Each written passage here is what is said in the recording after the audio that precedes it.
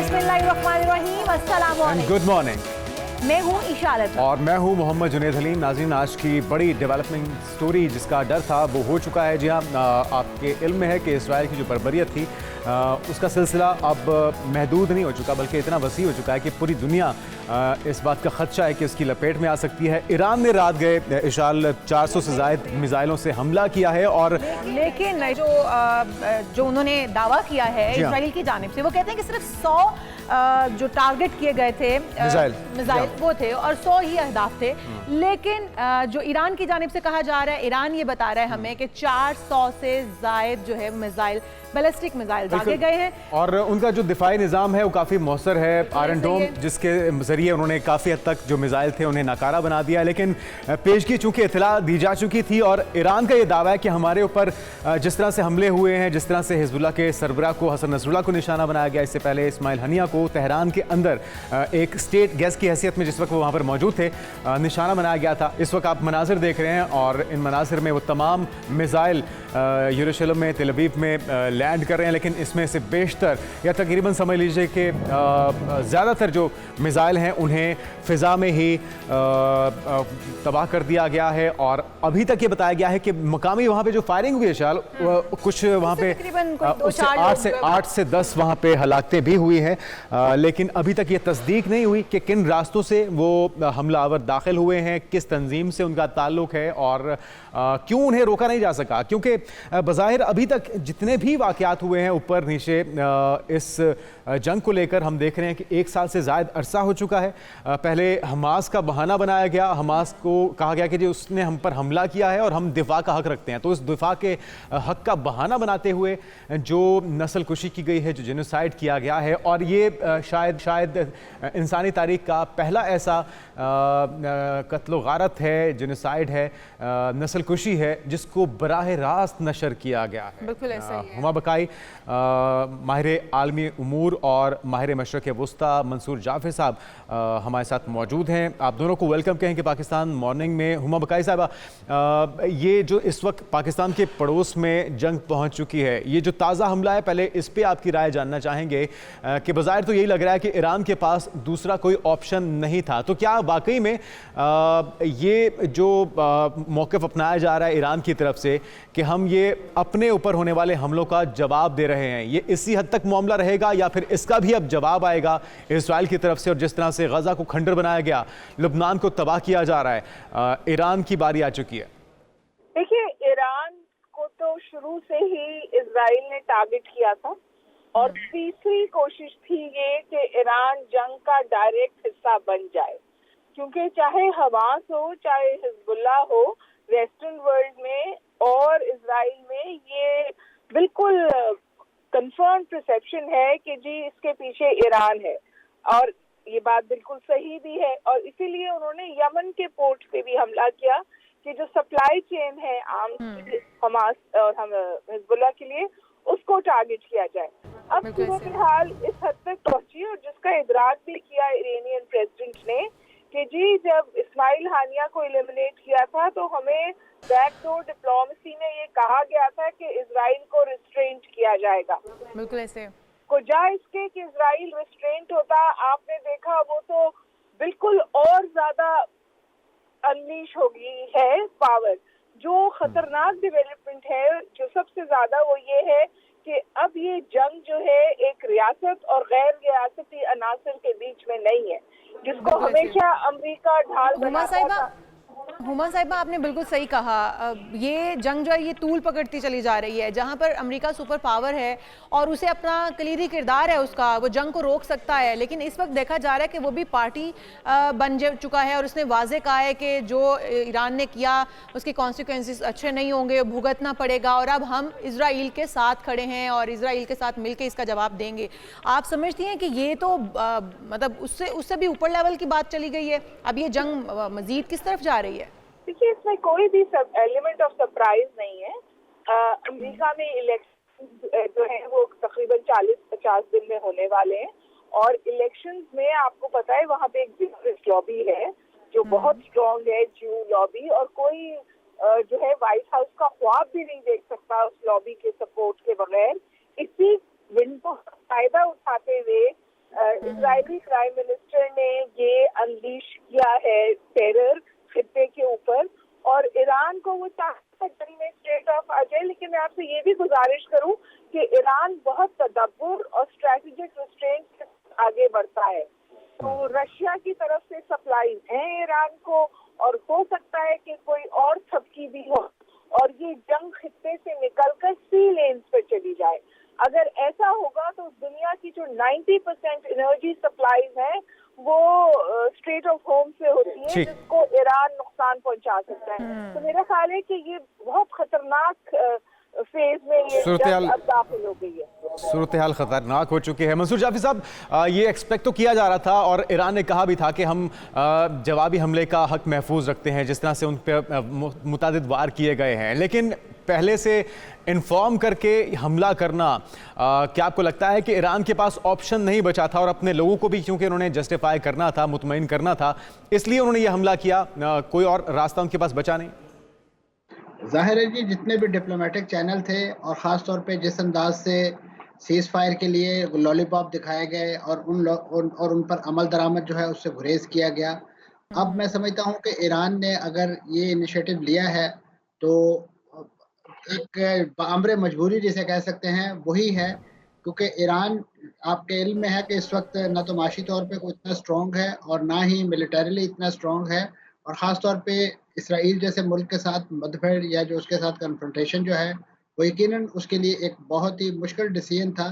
लेकिन ईरान को मजबूर कर दिया गया कि जिस अंदाज से वो खित्ते के अंदर मुख्तलिफ जो मज़ाहमत के प्रोजेक्ट हैं उनको सपोर्ट कर रहा था और उनकी पुश्तिबानी कर रहा था, तो उसकी एक इतनी बड़ी सज़ा जो है वो उसे। लेकिन मंसूर जाफी साहब, ये अमेरिका के लिए जो सो कॉल्ड सुपर पावर खुद को कहलवाता है, कितनी बड़ी सुबकी है कि वो मुतादिद बार इसराइल को सिर्फ ये कहता रहा है कि इस जंग का खात्मा होना चाहिए, दुनिया को यकीन दिलाता रहा, ईरान को उसने रोके रखा अब तक कि अगर आप हमला नहीं करते तो हम सीज़ फायर के लिए कोशिश करेंगे, लेकिन वो कोशिशें कामयाब नहीं हुई, मुसलसल हमलों में तेज़ी आ रही है और ना तो अक़वाम मुत्तहिदा की बात सुन रहा है इसराइल, ना किसी किस्म की यकीन दहानी, ना अमेरिका के कहने पर वो इस जंग को रोकने के लिए तैयार है। यकीनन जी, ये अमेरिका ही की शय है, अमेरिका ही का दिया हुआ हौसला और अमेरिका ही का दिया हुआ मिलिट्री आर्सेनल है और उनकी स्ट्रेटेजिक और सफारती सपोर्ट है, जिसकी वजह से जैसे कोई बिगड़ा हुआ बच्चा होता है, इस वक्त इसराइल जो है उसका एटीट्यूड आलमी सियासत में या इंटरनेशनल डिप्लोमेसी में बिल्कुल एक बिगड़े हुए चाइल्ड का है। और इसके लिए जो यानी इल्ज़ाम अगर दिया जा सकता है किसी को बराह रास्त, तो वो अमेरिका ही है, क्योंकि आप देखिए कि इस वक्त अमेरिकी इंतखाब में उनका जो स्लोगन है वो इसराइल की सलामती और सिक्योरिटी सबसे बड़ा इशू है। उन्हें ना तो अपने अवाम के इंटरनल मामलात से कोई दिलचस्पी है, ना उन्हें मशरक़ वस्ता में तहत किए जाने वाले फिर इजराइल को रोकेगा कौन? क्योंकि सुपर पावर की तमाम तर जो हमायत है वो भी इजराइल को हासिल है, बाकी भी बहुत सारे दीगर ममालिक भी हैं जो कोई तो छुपकर साथ दे रहे हैं इजराइल का, कोई खुलेआम साथ दे रहे हैं, तो फिर इजराइल को रोकेगा कौन? क्योंकि अगर ईरान पर अब इजराइल का कोई हमला इस तरह का होता है तो वो छोटा मोटा हमला नहीं होगा, ईरान को बहुत बड़ा भारी नुकसान उठाना पड़ सकता है। देखिए जी, जहाँ तक तो इस जंग के फॉल आउट का ताल्लुक है तो मैं समझता हूँ उसकी तरफ निशानदेही डॉक्टर उमा बकाई ने की है कि जिस तरीके से इसके माशी असरात जो मुरतब होने शुरू होंगे, तो उस वक्त मेरा ख्याल है कहते कि वो ममालिक जो माजी में सिर्फ और सिर्फ स्टैंड बायर के तौर पे और तमाशाई के तौर पे ये सारा वॉर थिएटर देख रहे थे, अब वो भी इसमें जंप इन होंगे। आप देखिए कि पूरे खित्ते की फ़ज़ाई हदूद जो है वो इस वक्त बंद कर दी गई है।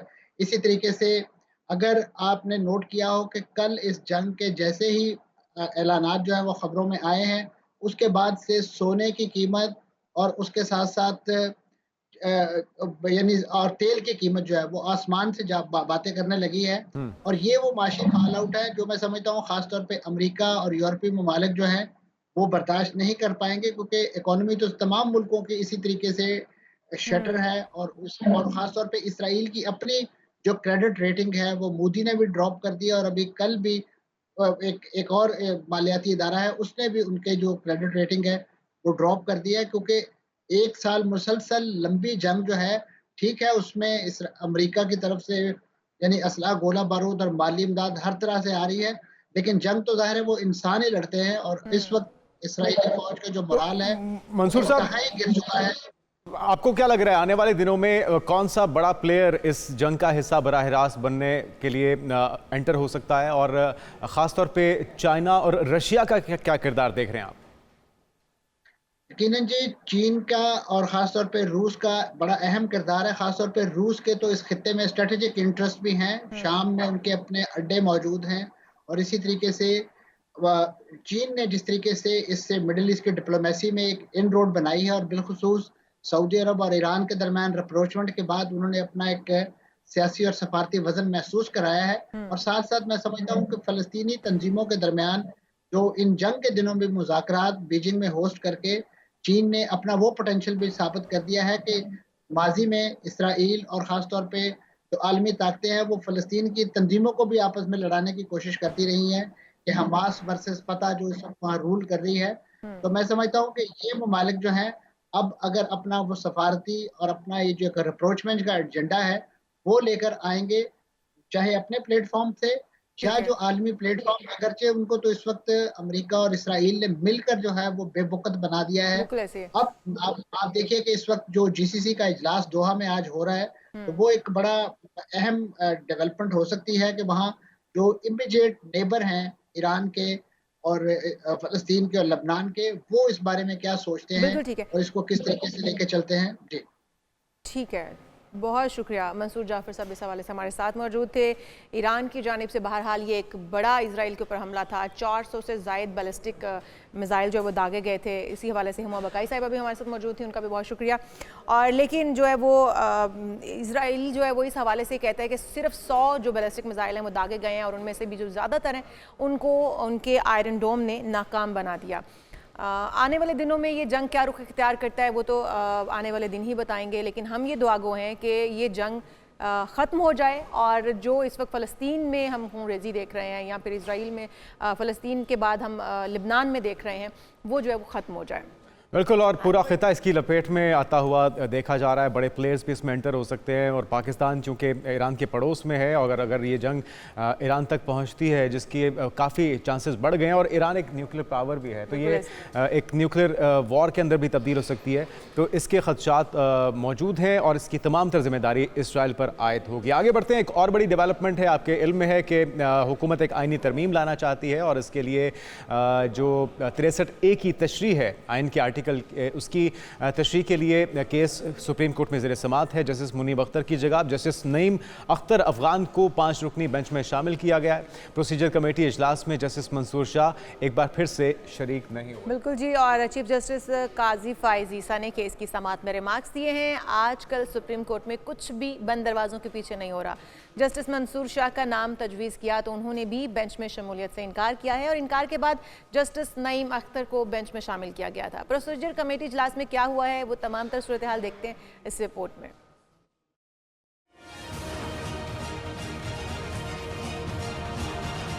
सुप्रीम कोर्ट की 3 रुकनी प्रैक्टिस एंड प्रोसीजर कमेटी के इजलास में कमेटी के तीसरे मेंबर और सुप्रीम कोर्ट के सीनियर जज जस्टिस मंसूर अली शाह ने आज भी शिरकत नहीं की। जजेस कमेटी ने 63A की तशरीह के मामले पर नया बेंच तश्कील दे दिया, जिसमें जस्टिस मुनीब अख्तर की जगह जस्टिस नईम अख्तर अफगान को 5 रुकनी बेंच में शामिल कर लिया गया।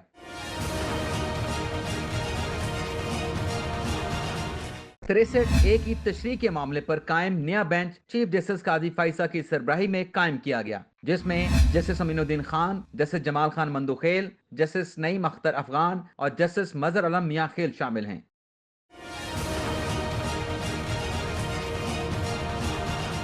सुप्रीम कोर्ट की 3 रुकनी प्रैक्टिस एंड प्रोसीजर कमेटी के इजलास में कमेटी के तीसरे मेंबर और सुप्रीम कोर्ट के सीनियर जज जस्टिस मंसूर अली शाह ने आज भी शिरकत नहीं की। जजेस कमेटी ने 63A की तशरीह के मामले पर नया बेंच तश्कील दे दिया, जिसमें जस्टिस मुनीब अख्तर की जगह जस्टिस नईम अख्तर अफगान को 5 रुकनी बेंच में शामिल कर लिया गया।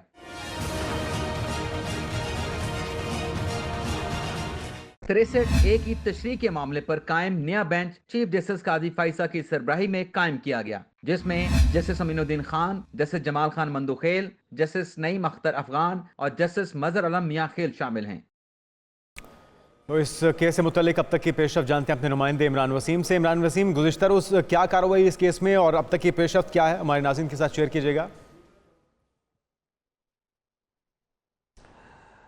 जी, कल जब नया बेंच तश्कील दिया गया और जस्टिस मंसूर अली शाह की जानिब से बेंच में बैठने से इनकार कर दिया गया, तो जस्टिस नईम अख्तर अफगान को बेंच में शामिल करने के बाद जो एक कंपोजिशन थी 5 रुकनी लार्जर बेंच की, वो मुकम्मल हो गई। और बेंच की कंपोजिशन मुकम्मल होने के बाद कल बाज़ाब्ता तौर पे पहली नज़रसानी की दरख्वास्त के ऊपर अदालती कार्रवाई हुई है, जिसमें सुप्रीम कोर्ट के जो बार के जो साबिक सदर हैं एहसन भून, उनके जो वकील थे शहजाद शौकत की जानिब से दलाइल दिया गया। और कल की अदालती कार्रवाई से जो एक चीज़ सामने आई है कि 4 सवालात अदालत ने वकला को दे दिए हैं, जो इस केस में मुतलका फ्रीकैन के वकला हैं उनको दिए हैं। आज उन 4 सवालों का जवाब भी आना है। वकला ने उन 4 सवालों के जवाब के साथ साथ जो उनके अपने आर्गूमेंट हैं, वो आर्गूमेंट भी आज अदालत में एडवांस करेंगे। उन 4 सवालों में एक तो सवाल ये है कि जब 63A का ये फैसला सुप्रीम कोर्ट की जानिब से ओपिनियन या फैसला दिया गया, तो उसमें कनाडा, अमेरिका, बरतानिया और इंडियन कोर्ट्स के फैसलों का हवाला दिया गया। तो सवाल ये पूछा गया है, पहला जो सवाल है कि इन ममालिक में जो मेंबर पार्लियामेंट होते हैं, अगर वो अपनी पार्टी डायरेक्शन से हट के कोई फैसला करते हैं, वोट करते हैं, तो वहां पर उनके खिलाफ एक्शन लेने का, कार्रवाई करने का क्या तरीकाकार जो है वो राइज है। दूसरा सवाल ये पूछा गया है कि जब ये केस की समाप्त हुई सदारती रेफरेंस, ये इसके साथ 2 केसेस एक साथ सुने गए। एक तो 186 आर्टिकल का जो एडवाइजरी सुप्रीम कोर्ट की जुरिस्डिक्शन है, सदर आरिफ अलवी की जानिब से रेफरेंस भेजा गया था। दूसरा इसके साथ आर्टिकल 184(3) का मुकदमा लगाया गया था। तो इस पर यह सवाल पूछा गया कि आर्टिकल 184(3) और आर्टिकल 186 जो है, क्या ये सिमिलर जुरिस्डिक्शन है, और अगर ये एक जैसे दायरा अख्तियार नहीं है तो फिर कैसे इन दोनों मुकदमात को इकट्ठे करके जो है वो सुना गया।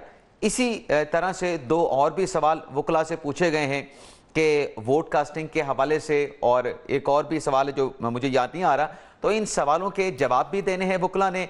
और दूसरी जो अहम चीज़ है जो अदालत ने रखी है, अब्सटेन करने के हवाले से, जो एक और सवाल है वो अब्सटेन करने के हवाले से है कि पूरा जो रेफरेंस का जो फैसला है वो इस नुक्ते पे दिया गया, इस फोकस के साथ दिया गया कि वोट तो जब डाला जाएगा गिनती में शुमार नहीं होगा, लेकिन कॉन्स्टिट्यूशन में एक जो शिक रखी गई है वो वोट से अब्सटेन करने की भी है। अगर अरकान पार्लिमान पार्लिमानी डायरेक्शन को फॉलो नहीं करते, वोट नहीं करते और वोट को अब्सटेन करते हैं, परहेज करते हैं, वोट डालने से गुरेज करते हैं, तो फिर उसके कॉन्सिक्वेंस क्या होंगे।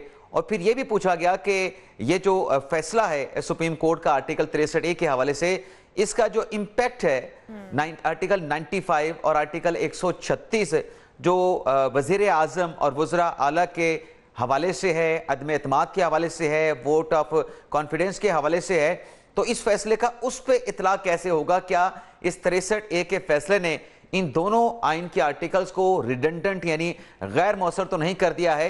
तो ये आज इन 4 सवालों का जवाब भी देंगे और अपने दलाइल भी वकला अदालत के सामने रखेंगे। और जो बानी पीटीआई के वकील हैं, जी इमरान वसीम, अगर पार्लियामेंट में कोई जमात अक्सरियती वोट हासिल करने के बाद कोई आइन पास करवा लेती है, तो क्या उसको चैलेंज भी किया जा सकता है? देखें, कॉन्स्टिट्यूशनल अमेंडमेंट वैसे तो इसको जब आप पार्लियामेंट से पास करते हैं, इसे आइनी तहफ़्फ़ुज़ हासिल है, आप उसको चैलेंज नहीं कर सकते। आइन के आर्टिकल गलबन, अगर मैं गलत नहीं हूं, आर्टिकल 239 के तहत आप इसको चैलेंज नहीं कर सकते। लेकिन यहाँ पे हमने देखा है कि 18वीं तरमीम भी हमारी आंखों के सामने चैलेंज हुई, 19वीं तरमीम भी चैलेंज हुई, 21वीं तरमीम चैलेंज हुई, 25वीं तरमीम चैलेंज हुई। तो इसमें जो बेसिक जो सवाल अदालत के सामने आया है वो ये है कि अगर किसी अक्सरियत जमात का वजीर आजम है, ये जो 63A का फैसला दिया गया है, उसके खिलाफ चले अपोजिशन वाले तो अदम एतमाद की तहरीक लेके आते हैं, नहीं लेके आते, लेकिन अगर विद इन द पार्टी हुक्मरान जमात के अरकान खुद ये चाहते हैं कि हम अपना प्राइम मिनिस्टर चेंज करके किसी नए अपने पार्टी के बंदे को वजीर आजम बनाएंगे, ये परफॉर्म नहीं कर पा रहा, इसकी गवर्नेंस या डिलीवरी ठीक नहीं है, तो इस आर्टिकल 63A की रोशनी में अक्सरियती जमात अपना वजीर आजम कैसे चेंज कर पाएगी, उसके अरकान अपने वजीर आजम को चेंज करके नया वजीर आजम कैसे बनाएंगे। और बरतानिया की मिसाल भी दी गई कि रिसेंट पास में जो बरतानिया में हुक्मरान जमात ने अपने वजीर आजम को चेंज करके नया वजीर आजम मुंतखब किया, तो वो एक पार्लिमानी सिस्टम था और ये भी अदालत की जानिब से इमरान ऑब्जर्व वसीम, किया इस गया हवाले से कि बताएं 63A का फैसला दे के ये बजाय कब ऐसा तक लगता है कार्रवाई मुकम्मल हो जाएगी और कब तक एक फैसला जो है वो सामने आता हुआ नजर आ रहा है? देखिए, चीजें तो कल की समाअत में क्लियर कर दी हैं, चीजें क्लियर हो चुकी हैं, इशू क्या है वो क्लियर हो चुका है। इशू क्लियर होने के बाद 4 सवालात भी अदालत ने दे दिए हैं। तो वैसे तो अगर हम चलें इस केस को देखते हुए तो ये आज कंक्लूड हो जाना चाहिए, क्योंकि मोस्टली जो आर्गुमेंट्स हैं, शहजाद शौकत साहब जो कि सुप्रीम कोर्ट बार के साबिक सदर के वकील हैं, वो अपने दलाइल मुकम्मल कर चुके हैं। आज इन 4 सवालों को वो जवाब दे देंगे। आज अगर वकील की जानिब से सवालों के जवाब दे दिए जाते हैं तो कंक्लूड हो जाएगा और इसका फैसला भी आता हुआ नजर आ रहा है। ठीक है इमरान, ये भी बताएगा कि ये जो मामला है, जस्टिस मुनीब अख्तर के ऊपर एतराज़ उठाया गया कि उनको शामिल क्यों नहीं किया गया, जस्टिस मंसूर अली शाह की तरफ से वो खुद भी पेश नहीं हुए, जिसके बाद जस्टिस नईम अख्तर को बेंच का हिस्सा बनाया गया है। तो इस फैसला जो भी सामने आता है, आपको लगता है कि वो एक्सेप्टेबल होगा तमाम स्टेक होल्डर्स के लिए और उसकी क्रेडिबिलिटी क्या होगी? देखिए जुनेद, आज जो कॉन्स्टिट्यूशनल कोर्ट की बात हो रही है, आप इसको एक लार्जर पिक्चर में देखें। सवाल ये उठता है कि आखिर क्या वजह है कि एक केस जिस साल में आता है उस साल में वो क्यों नहीं सुना जाता। आप देखें कि जो सदारती रेफरेंस आया, ये आर्टिकल 63A वाला, ये कब आया? जब उस वक्त के वजीर आजम के खिलाफ अदम एतमाद की तहरीक आती है। 8 मार्च को अदम एतमाद की तहरीक आती है, 21 मार्च को ये आर्टिकल 63A वाला जो है वो रेफरेंस आ जाता है उस वक्त के सदर आरिफ अलवी की जानिब से, और फिर हुकूमत की जानिब से सुप्रीम कोर्ट में एक कॉन्स्टिट्यूशन पिटीशन भी आ जाती है। तो कहीं ना कहीं ये तासुर मिला कि जो उस वक्त की सुप्रीम कोर्ट थी वो कहीं सहूलतकारी के लिए उसको इस्तेमाल करने की कोशिश की जा रही थी। अब ये रेफरेंस तो 21 मार्च 2022 को आता है, 21 मार्च 2022 को लग जाता है। सवाल ये उठता है कि भुट्टो का रेफरेंस तो 2011 में सुप्रीम कोर्ट में फाइल हुआ था, उसको क्यों अवॉइड किया गया, वो क्यों नहीं सुना जा रहा था? वजह यह है कि जब आप चीजों को उसके नंबर के ऊपर टेकअप करके उसकी समाअत नहीं करते, उसका फैसला नहीं करते और उसमें सालों गुजर जाते हैं। साबिक सदर परवेज मुशर्रफ की अपील आप देख लें, 2019 में दायर हुई, 2023 में आके उसका फैसला हुआ। इसी तरीके से जो साबिक लाहौर अपने इस्लामाबाद हाई कोर्ट के जस्टिस से शौकत अजीज सिद्दीकी, उन्हें अक्टूबर 2018 में बरतरफ किया गया इस्लामाबाद हाई कोर्ट के जज के ओहदे से। अगले महीने नवंबर में उन्होंने कॉन्स्टिट्यूशन पिटीशन 2018 में सुप्रीम कोर्ट में दायर कर दी। कितने साल पेंडिंग पड़ी रही, फैसला नहीं हुआ। वजह यह है कि जब वक्त के ऊपर जो चीजें आ रही हैं आप उनको डिसाइड नहीं करेंगे तो फिर इस किस्म के सवालात उठेंगे। ये ठीक है कि जस्टिस मुनीब अख्तर साहब ने जो बेंच में बैठने से इनकार किया है, सुप्रीम कोर्ट के रूल्स में ये गुंजाइश है कि जो फैसला देने वाला बेंच है उसमें ऑथर जज को शामिल होना चाहिए। लेकिन जहां पे ये तासुर जाए कि जज के ना बैठने से जो डिस्पेंसेशन ऑफ जस्टिस है उसमें रुकावट हो रही है, तो फिर वो रुकावट भी जो है वो उस रास्ते में नहीं आनी चाहिए। तो फिर मामला बहुत शुक्रिया इमरान वसीम तफसीलन बता रहे थे कोर्ट की हेयरिंग के हवाले से। लगता है कि आज नहीं तो कल इसका फैसला आ जाएगा और इस बार पूरी तैयारी के साथ हुकूमत जो आईनी तरमीम लाना चाहती है उसमें वो कामयाब हो जाएगी, क्योंकि उनका ये दावा है कि हमारे पास नंबर्स पहले भी पूरे थे और अब उसके लिए जो वजाहत आ जाएगी 63A की, उसके बाद वो आखिरी रुकावट भी दूर होती हुई दिखाई दे रही है। इसके बाद हम एक ब्रेक लेते हैं और ब्रेक के बाद बात होगी बिल्कुल जी पाकिस्तान क्रिकेट टीम की जो कि ICC T20 वर्ल्ड कप में इफ्तिताही मैच कल श्रीलंका से खेलने जा रहे हैं, लेकिन इसकी पूरी तफसीलात आपको बताएंगे कब कब कौन सा मैच होने जा रहा है। एक ब्रेक के बाद स्टे विद अस।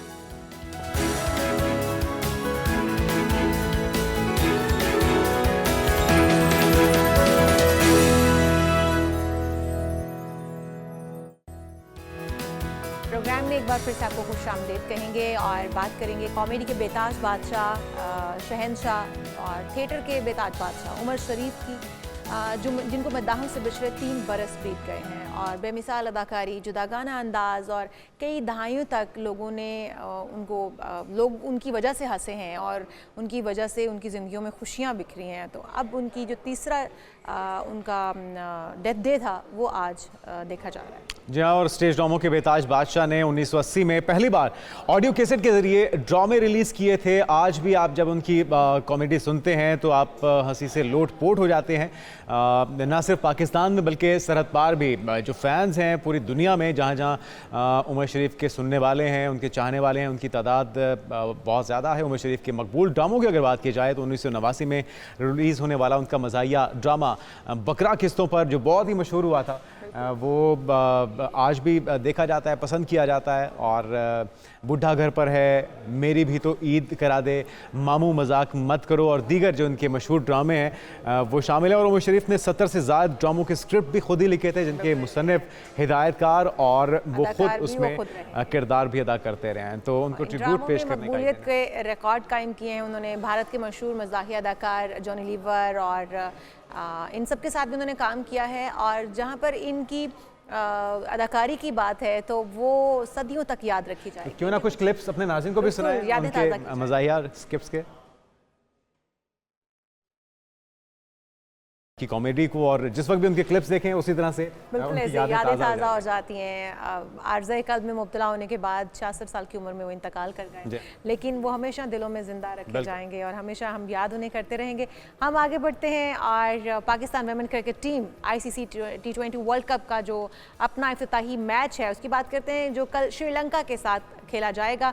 और दूसरे मैच में पाकिस्तानी वुमेन क्रिकेट टीम का 6 अक्टूबर पर जी हाँ, रिवायती हरीफ से भी टाकरा है, भारत से टाकरा होगा, आमने सामने। हमारी बड़ी कमजोर नजर टीम कमजोर लेकिन हौसले बुलंद हैं। अभी तक जो प्रैक्टिस मैचेस हुए हैं स्कॉटलैंड के साथ, बांग्लादेश के साथ, दोनों मैचेस हार चुके हैं, लेकिन फिर भी हमारे हौसले बुलंद हैं। अब हमारी दुआएं भी हैं हमारी विमेन टीम के साथ, हमारी बच्चियों के साथ, लेकिन वो काम नहीं करना चाहिए इनको जो हमारे जो लड़के कर रहे हैं, जो हमारे बॉयज़ ने जिस तरह से नाउमीद किया हुआ है। हम उम्मीद करते हैं कि T20 वर्ल्ड कप जो ख़वातीन का जिसका आगाज़ हो चुका है, दुबई में मैचेस खेले जाएंगे, उसमें पाकिस्तान के परफॉर्मेंस और एक अच्छी टीम है, हमारी वर्ल्ड क्लास टीम है और उसके अंदर ऐसी बहुत सी प्लेयर्स भी मौजूद हैं जो पूरी दुनिया की बेहतरीन टीमों को टफ टाइम देने की सलाहियत है। लेकिन जब हम किसी छोटी टीम से हार जाते हैं ना तो हमारे हौसले अफसोस तो होता है, डाउन हो जाते हैं, हमारा मोराल गिर जाता है। लेकिन हम फिर भी ये दुआगो हैं कि आप बहुत अच्छा खेल पेश करें। जी हाँ, रिजवान चौधरी दुबई से हैं, नुमाइंदा एक न्यूज़ हैं ये दुबई से, इनसे जान लेते हैं। अच्छा इमरान, जिस तरह से रिजवान, जिस तरह से हमने देखा भी कि अभी तक जितने वार्म अप मैचेस खेले गए हैं हमारी पाकिस्तानी क्रिकेट टीम की जानिब से, वो हार चुके हैं, हम लोग उसमें कामयाबी हासिल नहीं कर पाए हैं। तो जो वार्म अप मैचेस होते हैं वो तो बेसिकली इसलिए होते हैं कि टीम एक वार्म हो जाएगी, फॉर्म में आ जाएगी, उसके बाद जो है उनका असल खेल देखने को मिलता है। लेकिन वार्म अप मैचेस में ही अगर हार जाएंगे तो परफॉर्मेंस क्या बेहतर हो सकती है इनके आने वाले दिनों में? खिलाड़ियों का इस हवाले से क्या कहना है, कितने पुरुमीद हैं वो? जी, दुबई में ये वर्ल्ड कप शिफ्ट हुआ है, ये तो होना तो बांग्लादेश में था ना, तो अब ये दुबई में शिफ्ट हो गया है। इसके टोटल 20 मैच हो रहे हैं यहाँ पे, 2 सेमीफाइनल और 1 फाइनल होगा। अच्छा, वार्म अप मैच तो हार गई टीम, लेकिन अभी उम्मीद है कि जो सबसे बड़ा मुकाबला होगा ना वो पाकिस्तान और इंडिया का होगा, जी हाँ, इतवार के रोज, जो 6 अक्टूबर को होगा। तो उसके हवाले से तकरीबन सारे टिकट बिक चुके हैं स्टेडियम के। तो बाकी जो है पहला मैच तो हमारा 3 अक्टूबर को है, जो कि श्रीलंका के खिलाफ और श्रीलंका के दरमियान शारजाह में हो रहा है। तो तवक्को क्या है रिजवान, कैसी तैयारी है हमारी टीम की और क्या वजह है हम प्रैक्टिस मैचेस में क्यों अच्छी परफॉर्मेंस नहीं दिखा पाए? देखें, अब तैयारी का तो ये ग्राउंड में पता चलेगा, तो प्रैक्टिस मैच में तो नहीं हो सका ये, तो अब अल्लाह करे, दुआ है। अच्छा, जो एक मसला हमने अपने लड़कों की टीम में देखा है, धड़ेबंदी का, ग्रुपिंग का, और उसका शिकार होने की वजह से हमारी परफॉर्मेंस पिछले 1-2 साल से अच्छी नहीं रही, तसल्ली बख्श नहीं रही। किसी किस्म की ग्रुपिंग खवातीन की, बच्चियों की टीम में तो नहीं है? नहीं, अभी तक तो कोई ऐसी बाजार कोई चीज नजर नहीं आ रही, लेकिन बड़े पूरे उम्मीद है टीम भी और पूरे साथ में मैनेजमेंट भी कि ये इंडिया से तो जो मुकाबला होगा ना वो जीत जाएंगे। तो लेकिन टफ है दुबई की पिच जो है, बैटिंग पिच है। कंपैरिजन किया जाए बाकी टीमों के साथ Pakistani team women cricket team का, तो किस तरह से रेट करते हैं हमारी पाकिस्तानी जो वुमेन क्रिकेट टीम है वो कहाँ पर खड़ी है? हम सिर्फ भारत के साथ तो टाकरा नहीं है हमारा, बाकी भी जाहिर है वो तो एक हमारा हरीफ है ही है, उसके साथ तो हमारा टाकरा होना ही है और सबकी नज़रें उसी पर जमी होती हैं। आपने भी कहा कि टिकट तमाम बिक चुके हैं, लेकिन बाकी टीमों में से किसको मजबूत समझते हैं जो कि हमें एक टफ टाइम दे सकते हैं? देखिए, टीमें तो पाकिस्तान के जो मैच है ना वो सारी टफ टीमें हैं।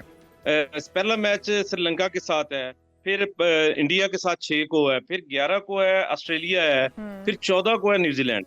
अब सारी टीमें बहुत टफ हैं, कोई भी टीम कोई इजी नहीं लिया जा सकता किसी टीम को, टीमें सारी बहुत टफ। 4 मैच हैं, अब देखें कि ये किस्मत है, लक है कि क्या बनता है अच्छा, इसमें वैसे हम मैच में। रिजवान, हम खेलते भी लक के बिहाफ पर ही हैं। हम चल जाएं तो चल जाएं, नहीं चलें तो कोई बात नहीं।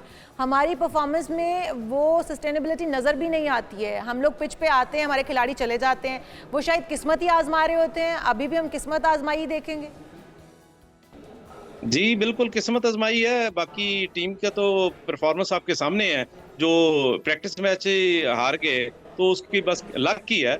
अब लक की बना के कोई टीम जीत जाए हमारी पाकिस्तान की किसी टीम से, तो वही है। अच्छा, एक एज तो हासिल होगा, एक एज तो पाकिस्तान को। बहरहाल जो वेदर कंडीशंस हैं वो भी पाकिस्तान से मिलती जुलती हैं। शायकीन की एक बड़ी तादाद पाकिस्तानियों की क्योंकि दुबई में मौजूद है, तो एक फीलिंग जो होगी वो होम ग्राउंड की सी होगी। इसका फ़ायदा उठाया जा सकता है।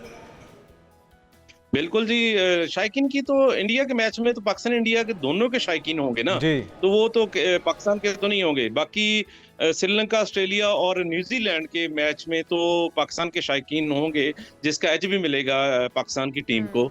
लेकिन ये कि जो मेन मैच है वो 6 अक्टूबर को ही है, जिसके लिए स्टेडियम फुल पैक होगा, टिकट सारे बिक चुके हैं।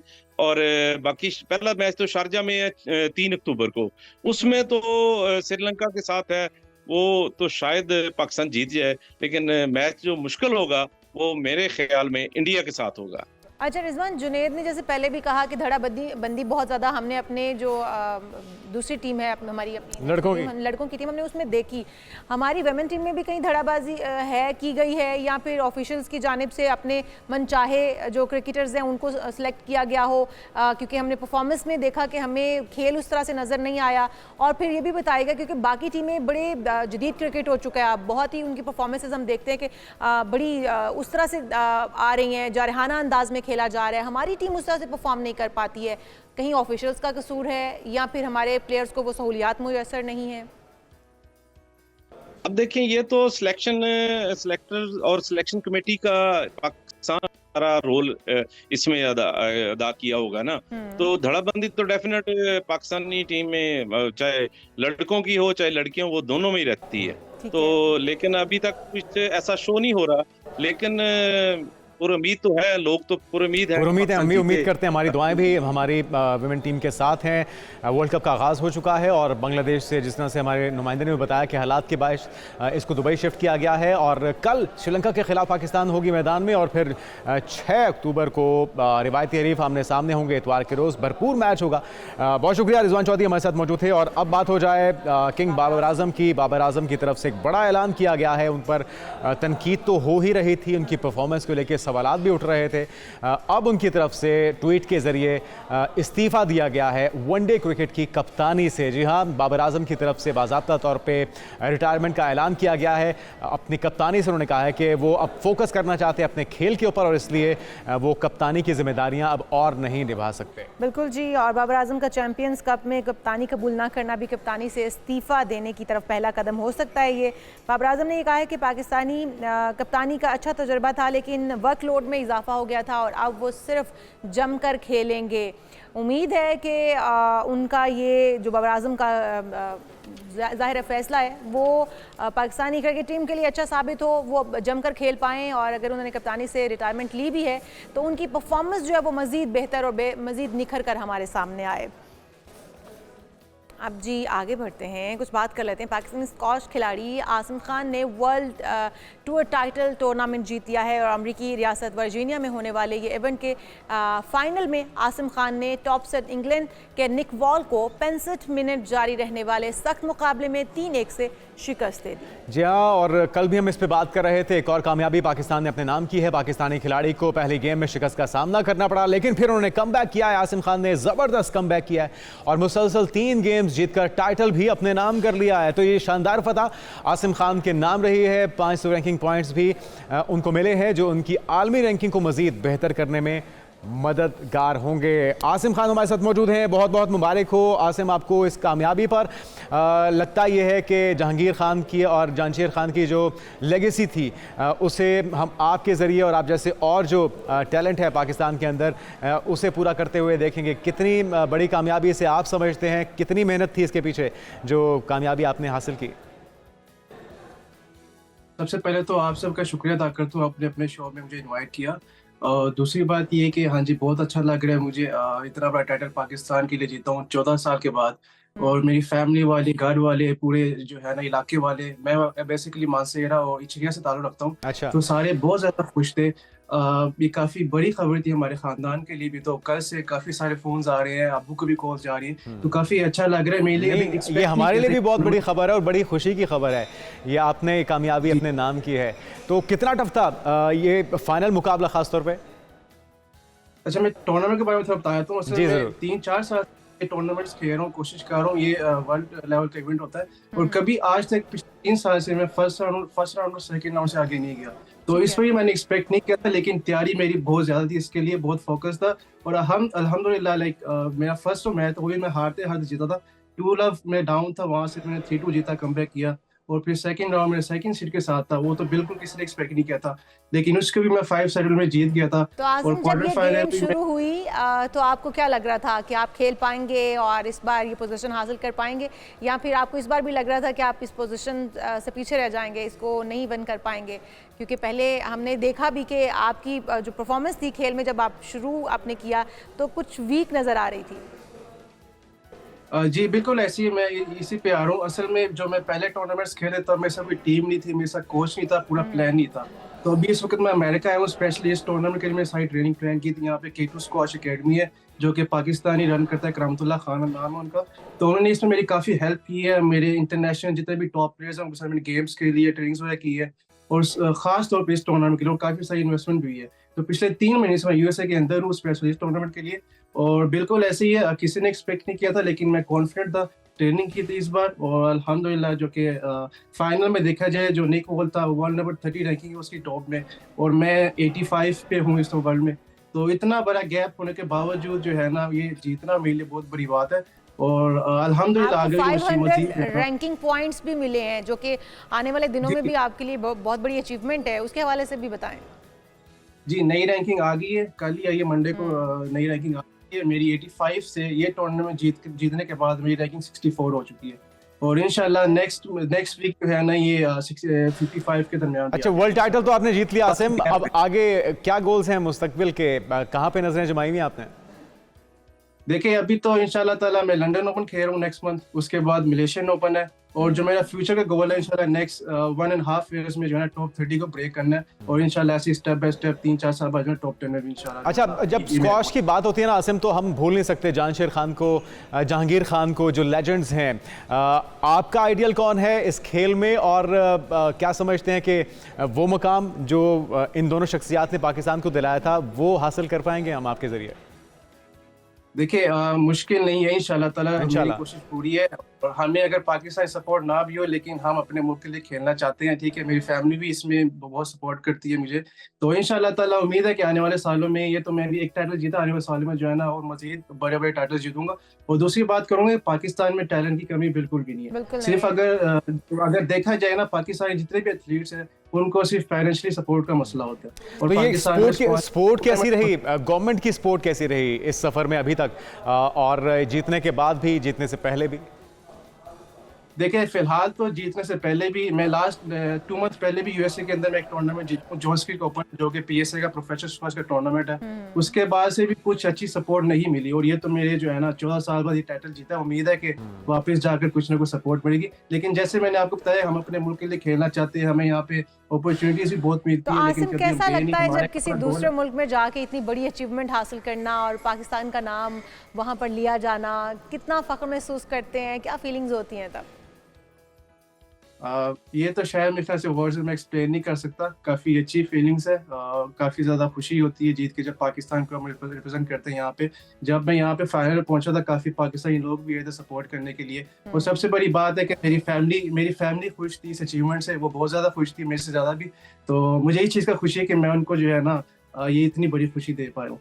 चलें, ज़बरदस्त जम के खेलिए इसी तरह से और पाकिस्तान का नाम रोशन करते रहिए। यकीनी तौर पे स्पोर्ट्स बोर्ड को और हमारे ऑफिशियल्स को भी आप जैसे टैलेंट को ना सिर्फ सपोर्ट करना चाहिए बल्कि उन्हें पॉलिश करके इसी तरह से आलमी जो फॉरम्स हैं उस पर पहुँचाने में किरदार अदा करना चाहिए। तो बहुत शुक्रिया, हमारे साथ आसिम खान मौजूद थे, स्क्वॉश प्लेयर। इस ज़बरदस्त कामयाबी पर एक बार फिर से हम आपको मुबारकबाद पेश करते हैं। आगे बढ़ते हैं और अगर बात की जाए इस कामयाबी की तो यकीनी तौर पे ये इंडिविजुअल एफर्ट भी है और जो उनके कोच थे, जो उनके वालिदैन थे, जुनैद हम देखते हैं इससे पहले भी जितने हमारे अब तक बहुत सारे स्पोर्ट्स में प्लेयर्स ने कामयाबी हासिल की है वो सिर्फ अपने बलबूते पर की है। उनको किसी किस्म की सपोर्ट हासिल नहीं थी, ना ही सरकारी सतह पर, ना ही कोई वैसे किसी ने उनको सपोर्ट किया, ना उनके पास कोई पैसा था जो वो खर्च कर सकते, एक्सपेंस नहीं थे उनके पास, लेकिन फिर भी इसके बावजूद उन्होंने अपने जो उनके हौसले थे, आज़म थे, इतने बुलंद थे कि उन्होंने कामयाबी हासिल की। जी हाँ, और अब आगे बढ़ते हुए आपको बताएं कि एक 80 साला खातून मिस यूनिवर्स मुकाबले में शिरकत की ख्वाहिशमंद हैं। 1952 में दुनिया का जो पहला मिस यूनिवर्स मुकाबला हुआ था, इससे लगभग एक दहाई कबल पैदा होने वाली ये खातून है चुई सुन, और इन्होंने तारीख रकम करने की ख्वाहिश का इजहार किया। वाह, ज़बरदस्त। 80 साला खातून मिस यूनिवर्स मुकाबले में मौमर तरीन खातून की हैसियत से शिरकत का रिकॉर्ड बनाना चाहती हैं। बहरहाल इन्हें इतनी देर से क्यों ख्याल आया ये समझ में नहीं आया। चुई सुन जो है वो इस वक्त तक इंतजार करती रही कि वो मुअम्मर हो जाएं, वो बूढ़ी हो जाएं, लेकिन और ग्रेसफुल दिखाई दे रही हाँ, है। ये तो है, वो उन्होंने ग्रेसफुल अपने आप को लग रही मेंटेन रखा है और अगर उनमें सलाहियत है, शौक है, तभी तो वो 80 साला मिस यूनिवर्स बनना चाहती है, क्योंकि देखें, उन्होंने अपने बिल्कुल आप को फिट रखा है और वो आज भी गॉर्जियस लग रहे हैं। और आप देख रहे हैं जिस तरह से वो कैट वॉक करती हुई आ रही हैं, मतलब एक स्टाइल है उनके अंदर और बड़ी खूबसूरत लग रही हैं वो। बिल्कुल, और वो वहाँ पे 31 दीगर ख़वातीन का मुकाबला करके जनूबी कोरिया की जानिब से मिस यूनिवर्स मुकाबला हुस्न में शिरकत करना चाहती हैं और ये मुकाबला नवंबर 2024 में मैक्सिको में शेड्यूल है। उन्होंने एक इंटरव्यू में ये भी कहा है कि मैं दुनिया को दंग कर देना चाहती हूँ और वो सोचने पर मजबूर हो जाएं कि एक 80 साला खातून कैसे इतनी सेहतमंद हो सकती है। तो उन्होंने चैलेंज कर दिया है, एक अच्छा और हेल्दी ये चैलेंज है। मेरे ख्याल में इससे मोटिवेशन मिलनी चाहिए उन हमारे बुजुर्गों को जो मेरे ख्याल में हिम्मत आ देते हैं 50 के बाद। हमारे बुजुर्ग जो है ना वो घुटनों की दर से उठ नहीं पाते हैं और वहाँ पर कैट वॉक हो रही है हाई हील्स के साथ। तो ये मेरे ख्याल में मोटिवेशन को बड़ा फिट रखा है और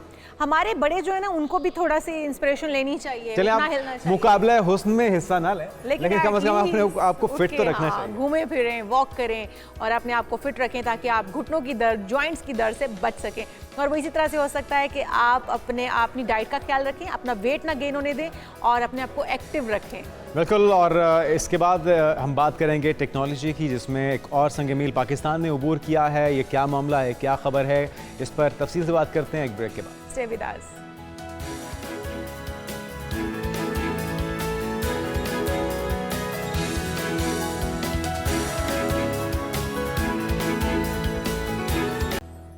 अजीम, वेलकम बैक और एक बार फिर से आपको खुशामदीद कहेंगे। सुबह खैर, उम्मीद करते हैं आपकी सुबह खैरियत से गुजर रही होगी। बात हो जाए कुछ टेक्नोलॉजी की और टेक्नोलॉजी की दुनिया में पाकिस्तान के एक और संगे मील की। बिल्कुल जी, पाकिस्तान ने जाइटेक्स ग्लोबल 2024 इवेंट में पाकिस्तान के आलमी टेक डेस्टिनेशन का एजाज़ हासिल कर लिया है, जो कि बहुत बड़ा एजाज़ है। अगर दुनिया के साथ मुकाबला करना है तो इसमें कोई शक नहीं कि हमें अपने आप को टेक्नोलॉजी से लेस करना होगा। और अगर हम देखें हमारा IT जो शोबा है, IT का शोबा, इसमें हम बहुत ग्रो कर रहे हैं। हम दूसरे ममालिक के साथ कम्पीट करने के लिए तैयार हैं और IT की दुनिया में जहाँ इतनी तरक्की हो रही है वहाँ पर पाकिस्तानी जो है वो किसी से भी पीछे नहीं हैं और उन्होंने अपने लिए आलमी टेक डेस्टिनेशन का एजाज़ हासिल कर लिया। बिल्कुल, और ये जो एजाज़ है, ये इवेंट आलमी IT टेक्नोलॉजी से मुतल्लिक माहिरीन, सरमायाकारों और कंपनियों को एक प्लेटफॉर्म पर इकट्ठा करता है, उन्हें मुहैया करता है। हमारे साथ मौजूद हैं खुर्रम राहत साहब, साबिक वाइस प्रेसिडेंट हैं पाकिस्तान सॉफ्टवेयर हाउसेज एसोसिएशन के। खुर्रम साहब, आपको पाकिस्तान मॉर्निंग में वेलकम कहेंगे। सबसे पहले तो ये जो कामयाबी है जाइटेक्स ग्लोबल 2024 इवेंट में पाकिस्तान ने आलमी टेक डेस्टिनेशन का एजाज़ हासिल किया है, कितना बड़ा संग मील इससे समझते हैं आप? अस्सलाम वालेकुम जी, बहुत शुक्रिया अपने प्रोग्राम में मदऊ करने का। ये जो हमें tech destination of the year किया गया है, तो जाइटेक्स की अक्टूबर में बहुत बड़ी एक इस रीजन की सबसे बड़ी एग्जीबिशन हो रही होती है। तो जब हमें इस तरह की जब आइडेंटिफाई किया जाता है तो आप बेसिकली काम ये कर रहे हैं कि हज़ारों की तादाद में जो लोग आ रहे होंगे दुनिया भर से, IT के एक्सपर्ट्स, बायर्स भी होते हैं, कंपनीज होती हैं जो कि इन्वेस्टर्स होती हैं, इन्वेस्ट करना चाहती हैं, तो उनको एक बिल्कुल आप जैसे कहें कि पिन पॉइंट किया जा रहा है पाकिस्तान और पाकिस्तान की IT इंडस्ट्री पे कि देखें ये वो इंडस्ट्री है जो कि ये वो मुल्क है और इस मुल्क की IT इंडस्ट्री है जो कि इस वक्त स्पॉटलाइट में है, जहाँ ग्रोथ हो रही है। और जैसे आपको पता है कि पिछले साल के मुकाबले में इस जो माली साल अभी ख़त्म हुआ है, हम तकरीबन 2.5 बिलियन से 3.2 बिलियन पे गए हैं। और अभी जो अगस्त के नंबर्स आए हैं वो भी काफ़ी पॉजिटिव हैं कि तकरीबन हमने, ये तो बहुत खुशाइन बात है, लेकिन हमारे नाजरीन को, देखने वालों को ये भी बताइएगा कि ये टेक डेस्टिनेशन है क्या, थोड़ा सा ये भी गाइड कीजिएगा हमें। जी बहुत अच्छी बात है। ये टेक डेस्टिनेशन जो है ये पाशा जो कि पाकिस्तान सॉफ्टवेयर हाउसिंग एसोसिएशन है और पाकिस्तान सॉफ्टवेयर बोर्ड, इनकी काविशों से ये एक हमने ब्रांडिंग की है, क्योंकि हम पाकिस्तान की IT इंडस्ट्री की एक इमेज इम्प्रूव करना चाहते थे, एक तशख़्ख़ुस देना चाहते थे और तवज्जो दिलाना चाहते थे दुनिया भर की IT ना सिर्फ इंडस्ट्री को बट यूज़र्स को भी, कि देखिए पाकिस्तान जो है एक बहुत जो है अहम मुल्क है जो जहाँ से आप IT की सर्विसेज, IT की प्रोडक्ट्स ले सकते हैं। आपको पता है कि हम भी फ्रीलांसिंग की दुनिया में पाकिस्तान टॉप 4 में आता है। उसके साथ साथ आई थिंक की जो सर्विसेज की एक्सपोर्ट्स हैं वो हम देख रहे हैं बतदरीज बढ़ती जा रही हैं, और वो सिर्फ इसलिए नहीं है कि वो कोई कम कीमत है, बट वो सर्विस बहुत अच्छी है और जिसको रिकग्नाइज किया जाता है। अच्छा खुर्रम साहब, इससे इस रिकग्निशन से, टेक डेस्टिनेशन का एजाज़ हासिल करने से IT के शोबे में कितनी बेहतरी आ सकती है? गो कि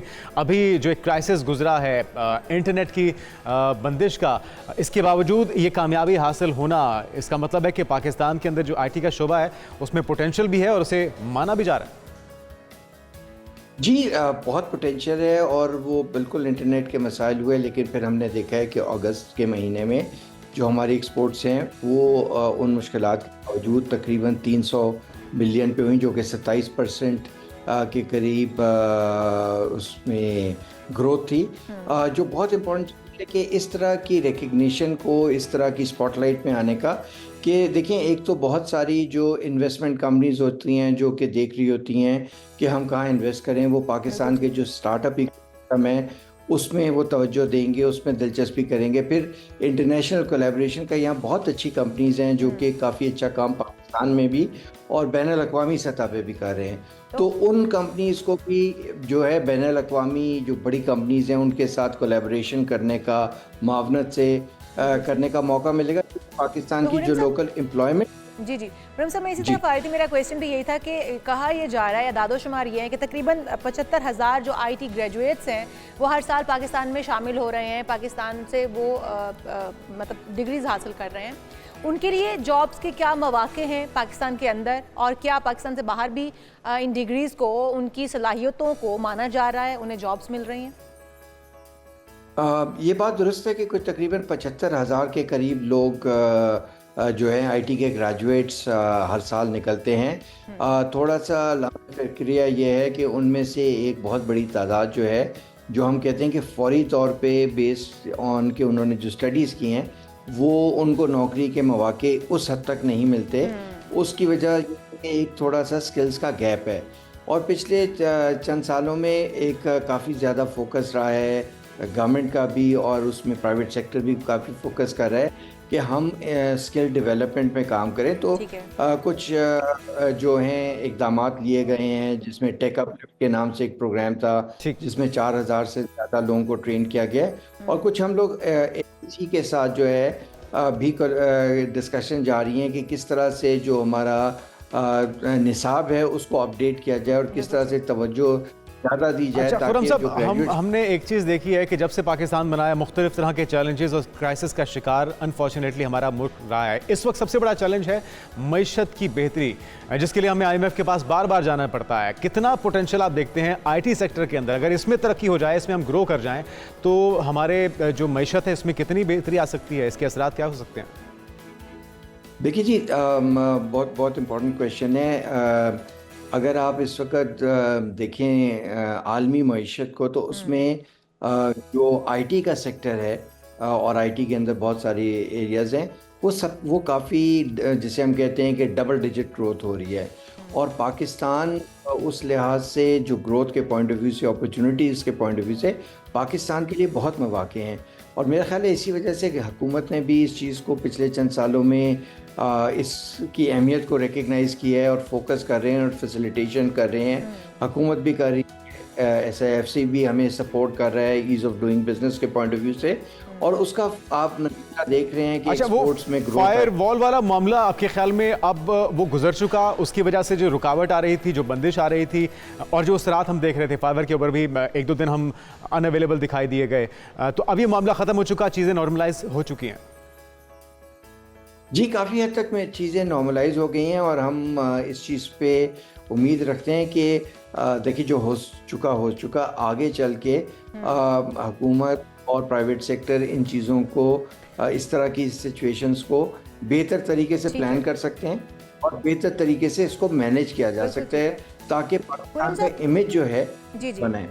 खुरम साहब, आपने ये कहा कि हमारे यहाँ जो बच्चे निकलते हैं डिग्रीज हासिल करने के बाद, उनके पास टेक्निकल स्किल्स ना होने की वजह से उन्हें जॉब्स नहीं मिलती हैं, तो क्या गवर्नमेंट लेवल पे उन्हें टेक्निकल तमाम जो स्किल्स हैं उनके बेहतर करने के लिए कोई कोशिशें हो रही हैं? यूनिवर्सिटी लेवल पर जहाँ पर वो डिग्री हासिल करते हैं, क्यों नहीं उसके साथ ही उन्हें टेक्निकल स्किल्स भी दिए जाते? ऐसा क्यों नहीं है या ऐसा हो रहा है?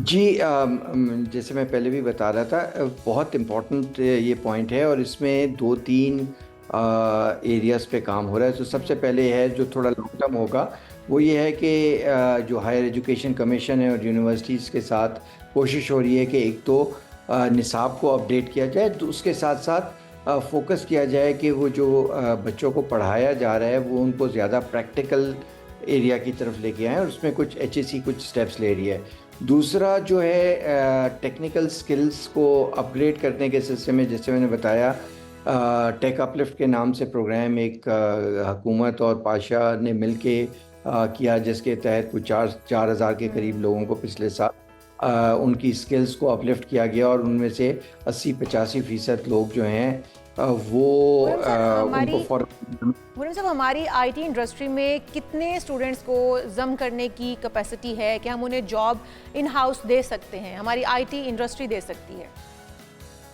इस वक्त जी कोई एग्जैक्ट फिगर्स नहीं है, लेकिन मेरा ख्याल में कि अगर हम बात करते हैं तो 15-20 हज़ार से ज़्यादा स्टूडेंट्स जो हैं वो लोकल इंडस्ट्री में, एक्सपोर्ट फोकस्ड इंडस्ट्री में उनकी खपत है। बट उसके साथ साथ जैसे क्योंकि सर अगर देखें ना 75,000 ग्रेजुएट्स होंगे, IT के एक्सपर्ट्स निकलेंगे हमारे यहाँ हर साल, तो फिर अनफॉर्चुनेटली जब हमारे यहाँ जॉब्स नहीं होंगी, वो यहाँ पर अपनी सलाहियतें नहीं दिखा पाएंगे, तो हमारा ये तमाम टैलेंट, हमारा ये असासा पाकिस्तान से बाहर मूव करेगा, वहाँ पर जाके अच्छी जॉब्स करेंगे, वहाँ पर जो है वो जाहिर है उन्हें मुल्क छोड़ना पड़ेगा। तो फिर IT इंडस्ट्री का ये किसी तरह से देखा जाए तो बहुत बड़ा नुकसान भी है, हमारे जो इतने एक्सपर्ट्स हैं वो पाकिस्तान से बाहर चले जाएंगे।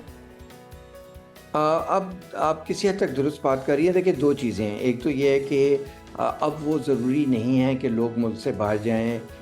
जो हम कहते हैं रिमोट वर्कर्स का कॉन्सेप्ट आ गया, तो आप पाकिस्तान में बैठ के, और मैं बहुत बड़ी तादाद लोगों को जानता हूँ जो पाकिस्तान में बैठ के बाहर की कंपनीज़ के साथ जॉब कर रहे हैं। और उसके साथ साथ हम तो दुनिया भर में ये कॉन्सेप्ट है कि आपकी स्किल्ड मैन पावर जो है वो बाहर जाती है और वो बाहर ममालिक में जाके काम कर रहे होते हैं, और उसी वजह से आपके रेमिटेंसेस जो हैं, जो ज़र मुबादला पाकिस्तान में आता है या उन मुल्कों में आ रहा होता है, तो वो मेरे हिसाब से आपको ये देखने की ज़रूरत है कि एक अच्छी खासी तादाद जो स्किल्स की हैं, या आप जिन्हें कह लें कि अच्छी स्किल्स वाले लोग हैं, वो पाकिस्तान में रह के भी काम करें, और फिर उसके अलावा कुछ लोग बाहर भी जाएं। तो आई थिंक इट्स ये एक कॉम्बिनेशन, हेल्थी कॉम्बिनेशन है। ये नहीं होना चाहिए तो यहाँ से चले जाएं और यहाँ आपको कोई भी काबिल लोग ना मिल रहे हो, तो वो एक बिल्कुल ठीक है। तो खुरम राहल साहब, ये आप समझते हैं कि आने वाले दिनों में चाहे वो इंटरनेट की बंदिश का मसला हो या फिर वो फाइबर वॉल लगाने का मसला हो, कोई भी चीज़ जो है वो कोई भी बंदिश आड़े नहीं आ सकती IT इंडस्ट्री के ग्रो करने में, उसके इस तरह से निखरने में, ऊपर जाने में?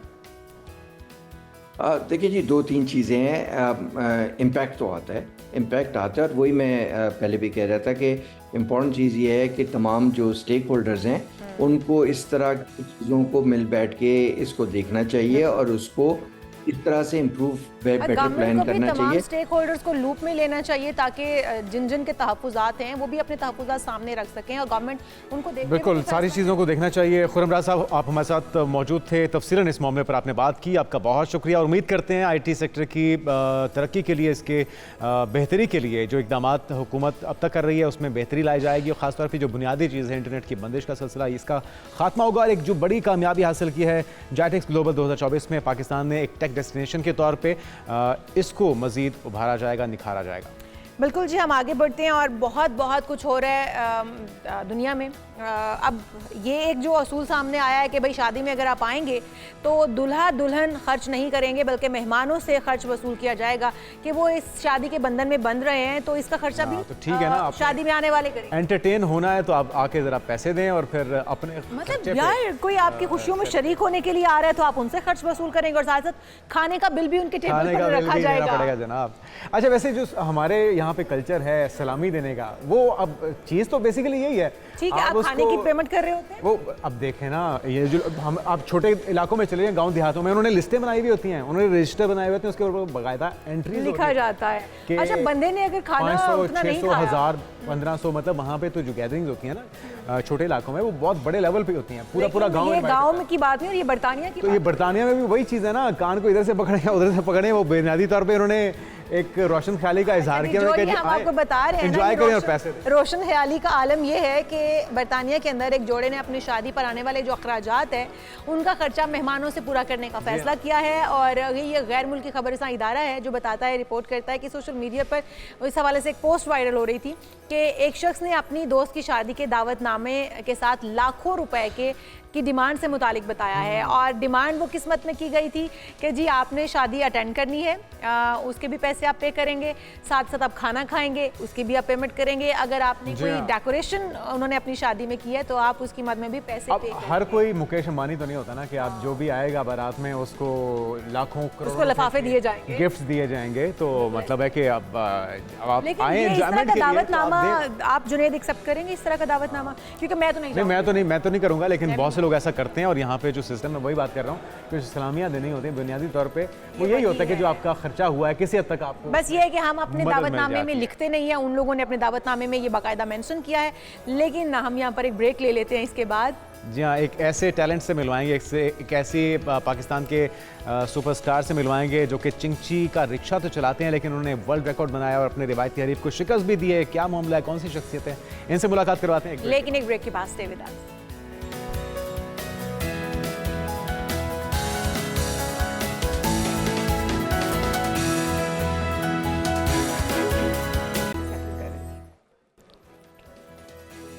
प्रोग्राम में एक बार फिर से आपको खुश आमदीद कहेंगे। और जनाब चॉकलेटी हीरो वहीद मुराद, आज उनका यौम पैदाइश। जी हाँ, पाकिस्तानी फिल्म इंडस्ट्री के नामवर अदाकार हैं वहीद मुराद और उनके मद्दा आज उनका 86वां यौम पैदाइश मना रहे हैं और चॉकलेटी हीरो के नाम से मशहूर हैं। वैसे उनको चॉकलेटी हीरो क्यों कहते थे? ये तो मुझे भी नहीं पता, मैंने उन्हें कभी चॉकलेट में डिप देखा। उनकी वैसे मूवीज देखी हैं आपने? हाँ, अपने टाइम के सुपर डुपर हिट हीरो रहे हैं। उनका हेयर स्टाइल, उनके ड्रेसिंग, सब कुछ कॉपी किया जाता रहा। उन्होंने लाखों दिलों पर राज किया है और आज भी लोगों के दिलों में वहीद मुराद जिंदा है।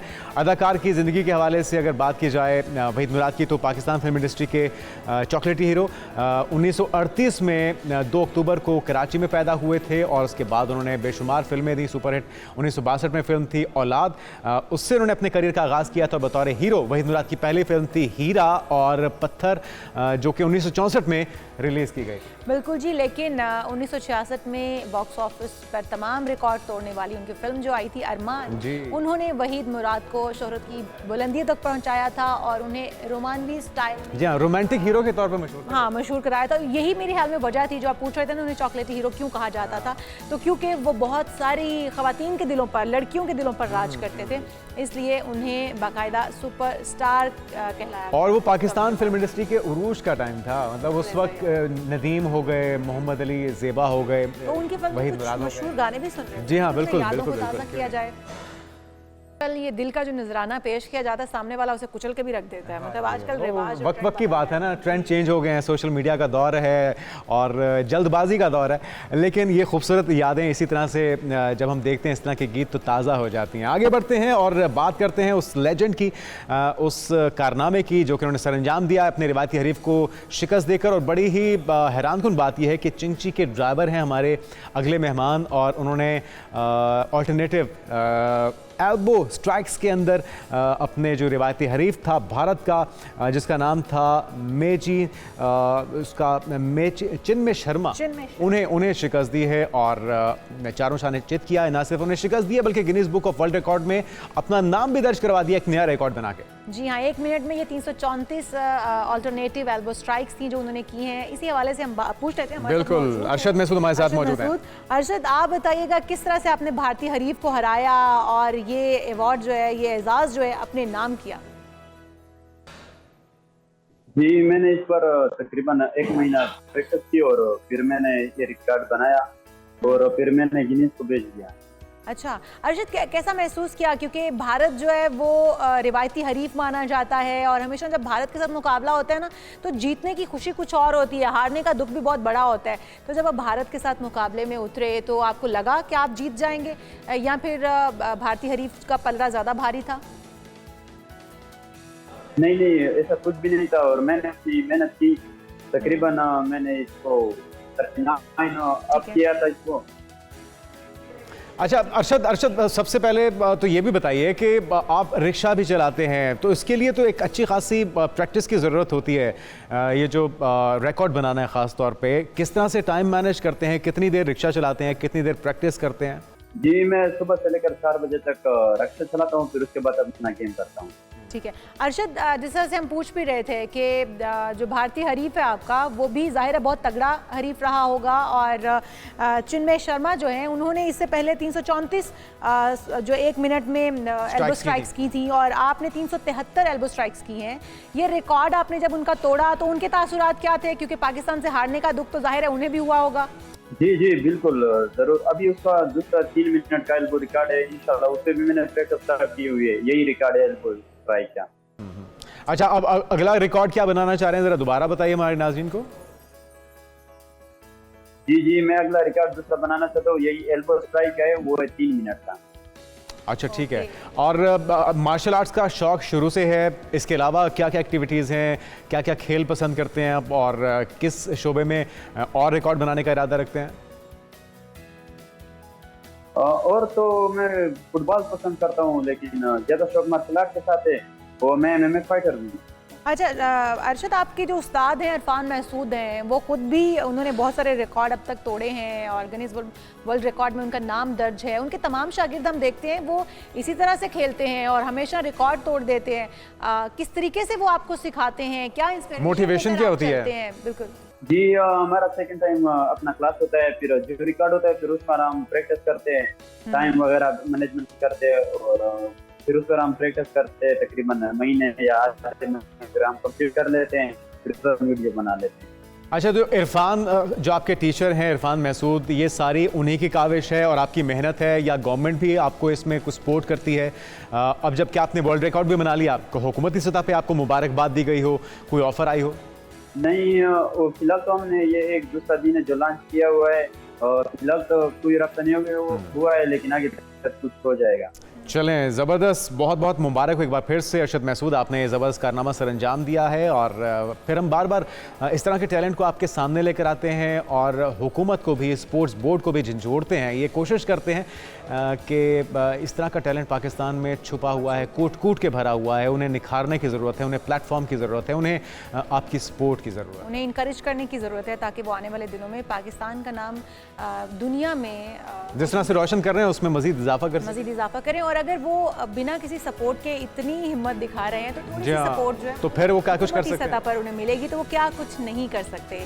तो इसके साथ हम आपको और भी बहुत सारी चीज़ें बता रहे हैं क्योंकि हमारे यहाँ एक बड़ी ही आम सी चीज़ है कि हम जो हमारे जीतने वाले लोग हैं उनको हम बड़े दिल से ऑन करते हैं, उन्हें हम इनकरेज भी करते हैं, उनके पीछे हम सपोर्ट लेकर खड़े हो जाते हैं, बड़ा उन्हें नवाजते हैं।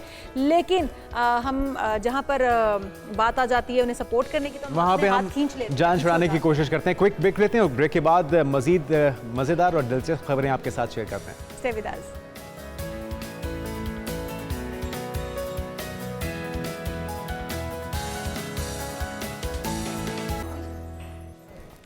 नाज़रीन वेलकम बैक और आपको एक बार फिर से खुशामदीद कहेंगे। कुछ बात हो जाए चमकते दमकते सितारों की, जिनकी एक निजी टीवी चैनल के जरिए लंदन में तकरीब हुई थी और वहाँ पे दाना नीर गिरने लगी थी मेरे। बिल्कुल जी, और जब वो गिरने लगी तो उन्हें बचा लिया खुशहाल खान, उनके जी हाँ। जो साथी अदाकार थे, और फिल्मी सीन ही हो गया यहाँ पे। सीन हो गया, बिल्कुल ऐसे ही है। लेकिन जब वो एंट्री उन्होंने की तो वो लड़खड़ा गई थी और लड़खड़ाते और दाना नीर वही है जो ये मैं हूँ, ये मेरी गाड़ी है और यहाँ पे पार्टी हो रही है। बड़ी वायरल हुई थी इनकी वीडियो, तो अवार्ड सेरेमनी पे ये मौजूद थी। दाना नीर ने जो ही रेड कारपेट पर एंट्री दी तो चारों तरफ से कैमरे ने उन्हें फोकस किया और उनके ऊपर जब लाइट्स आई तो वो जो है वो इम्बैलेंस हुई हैं और उनका चुंदे आ गई या फिर वो उनका बैलेंस नहीं उनका फ्रॉक भी काफ़ी घेरा उसका काफ़ी बड़ा है। और किसने क्या पहना है अब ये भी आपके साथ कुछ शेयर कर लेते हैं। बिल्कुल, और अब हम आपको ये भी बताते हैं कि किसने क्या पहन रखा था इस इवेंट के अंदर और किसकी ड्रेसिंग क्या थी, कौन किस भारी भरकम लिबास के साथ रेड कारपेट पर आया। और जिस तरह से आप ये देख रहे हैं ये भी बड़ा हैवी ड्रेस लग रहा है मुझे, गाउन फ्लेयर के साथ है ये आतिफ असलम हैं, साथ उनकी अहलिया हैं और सितारे जो हैं उस वक्त जगमगा रहे हैं इस तकरीब में। आप देख सकते हैं सब ने मुनफरिद अंदाज अपनाने की कोशिश की है। जो वहाँ पे सितारों की चकाचौंध थी उसके अंदर मीडिया भी भरपूर तौर पे कवरेज कर रहा था और जो वहाँ पे मुख्तलिफ सितारे थे उन्होंने अपने अपने जो फील्ड है उसके अंदर अवार्ड्स भी हासिल किए हैं और उनको अप्रिशिएट भी किया गया। फैंस की बड़ी तादाद वहाँ पर पहुँची थी, जमा थी, जो यूके में उस वक्त मौजूद थे। किसने कौन सा अवार्ड हासिल किया क्यों ना ये भी दिखाया जाए अपने को, तो वो भी दिखाते हैं आपको। किसने किस कैटेगरी में कौन सा अवार्ड जीता है। इसमें डिफरेंट कैटेगरीज होती हैं, मुख्तलिफ अदाकार अपनी परफॉर्मेंसेस के बिहाफ पर डिफरेंट अवार्ड्स हासिल करते हैं। तो इस वक्त आप अपनी टीवी स्क्रीन पर ये देख सकते हैं, सबकी एंट्री दिखाई जा रही है और उसके बाद ये अवार्ड्स सेरेमनी स्टार्ट हो चुकी है। अदाकाराओं को अवार्ड बेस्ट स्क्रीन कपल का इनके पास अवार्ड है जो इस वक्त आप स्क्रीन पर देख सकते हैं। हम अपने ड्रामों में बहुत सारे किरदारों को इतना पसंद करते हैं कि वो जोड़ी हिट हो जाती है। जी हाँ, ये आहद और उनके साथ मौजूद हैं उनकी को होस्ट, जिनको एक बेहतरीन कपल के तौर पे रिकग्नाइज किया गया और कंपैरिजन भी हो रहा था सजल अली के साथ आहद का, और जिस वक्त उनके साथ ड्रामों में आते थे उस वक्त भी इस जोड़ी को बहुत पसंद किया गया था। और इसी तरह से मुख्तलिफ कैटेगरी ये बेस्ट एक्टर फीमेल एक्टर का अवार्ड है जो इन्होंने हासिल किया है। माविरा हुसैन है ये स्क्रीन पर, और बेस्ट फीमेल एक्टर का अवार्ड जो है वो इन्होंने हासिल किया। गो के बहुत सारी और भी अदाकाराएँ हमारी बहुत अच्छी परफॉर्मेंस दे रही हैं, लेकिन ये अवार्ड इनके नाम रहा। इस बार की परफॉर्मेंस जो है वो इनके नाम रही। और ये साहिर अली बग्गा ने अवार्ड हासिल किया है बेस्ट साउंड। जी हाँ, बेस्ट ओरिजिनल साउंड ट्रैक का अवार्ड साहिर अली बग्गा के नाम रहा। और बहुत से आप इनके मेरी नगमे भी सुनते हैं, बहुत से साउंड ट्रैक भी इनके हाँ जी हाँ सुनते हैं आप।